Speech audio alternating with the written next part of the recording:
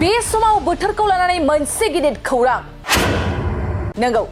बोथोरखौ लानानै फिन आरोबाव गिदिर खौरां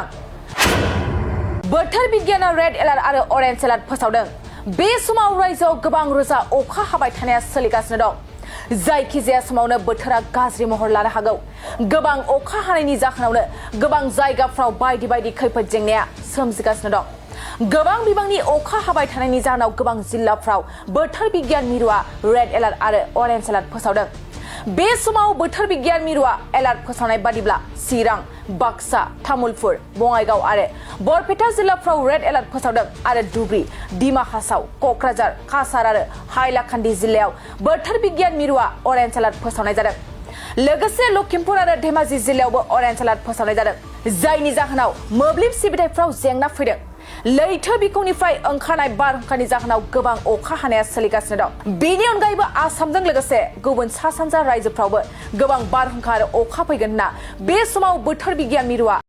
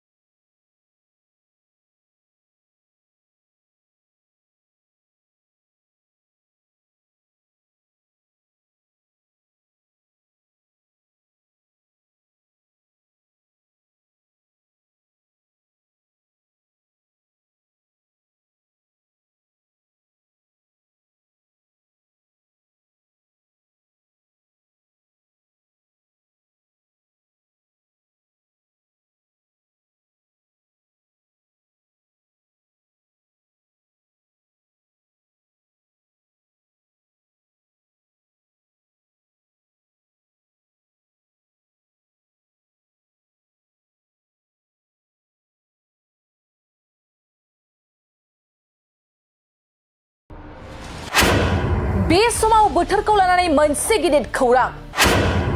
नंगौ बोथोरखौ लानानै फिन आरोबाव गिदिर खौरां बोथोर बिगियाना रेड एलार्ट आरो अरेन्ज एलार्ट फोसावदों बे समाव रायजोआव गोबां रोजा अखा हाबाय थानाया सोलिगासिनो दं जायखिजाया समावनो बोथोरा गाज्रि महर लानो हागौ